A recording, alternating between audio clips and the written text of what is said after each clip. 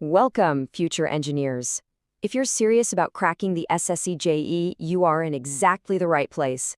Today, we're going to lay down the absolute bedrock of your preparation with a masterclass in engineering mechanics. Let's get right into it. Okay, let's get one thing straight right from the get-go. Engineering mechanics isn't just some topic you can skim through. Nope, it's a high-weightage area that can seriously make or break your final score. So mastering what we're about to cover, it's not just a good idea, it's absolutely non-negotiable if you're aiming for a top spot. So here's our game plan for today. We're going to start with the why. Why this subject is so darn important. Then we'll break down the core principles, get super clear on rest versus motion, learn the actual language of mechanics, and wrap it all up with a final rapid-fire revision that you can take with you straight to the exam. All right, let's start this journey. In this first section, we're really going to dig into why mechanics is the foundation for so much of what you'll study. And it all begins with one single, powerful definition. A definition you'll see again and again. This one sentence, this is your key to the whole subject. Notice the three main pillars here. The state of the body, is it moving or is it just sitting there? Then you have the rigid body itself. And of course, the external force that's making everything happen. Let's tackle the most fundamental of these three first. Now, this is where it gets really interesting. You might be thinking, wait a minute, in the real world, everything deforms a little, right? And you'd be 100% correct. So why do we make this assumption? Well, it's all about making our lives easier. By assuming a body is perfectly rigid, we can simplify our calculations immensely and focus on the big picture forces. It's a critical shortcut you're going to use all the time. Okay, so now that we're cool with the whole rigid body idea, let's see how it helps us classify the different branches of mechanics. This is where you start to see how it all fits together, like pieces of a puzzle. And boom, this right here is the first major split in mechanics. Just think of it like this. If you're analyzing a bridge, which is hopefully not moving, you're doing statics. But if you're calculating the trajectory of a rocket, well, you've just blasted off into the world of dynamics. It's really that simple, rest versus motion. But hang on, there's another layer here. Inside dynamics, we have another important split. Think of kinetics as the detective of mechanics. It always wants to know why something is moving.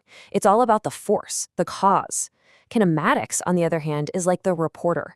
It only cares about describing how it moves. What's the velocity? What's the acceleration? The why doesn't matter to kinematics at all. Let's just pause on this for a second, because this is a really common place where students get tripped up.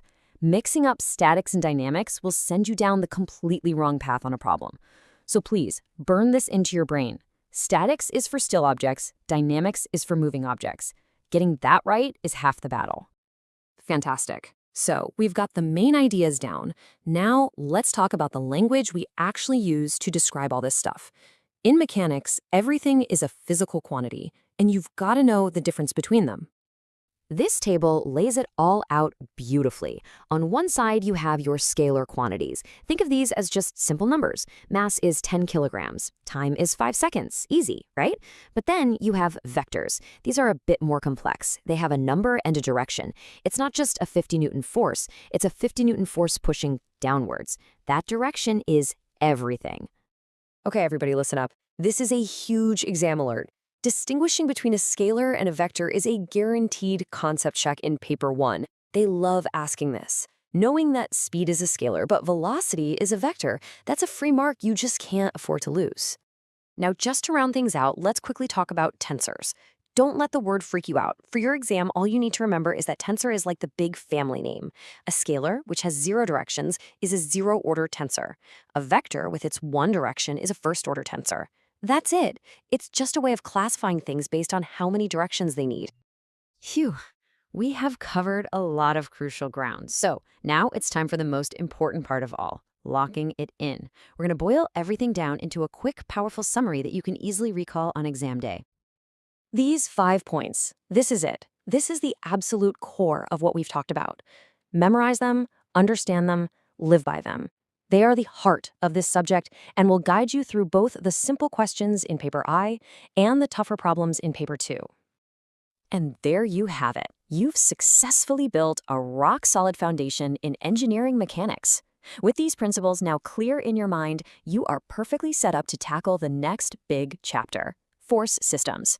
The journey continues, and trust me, you are on the right path. Great job today.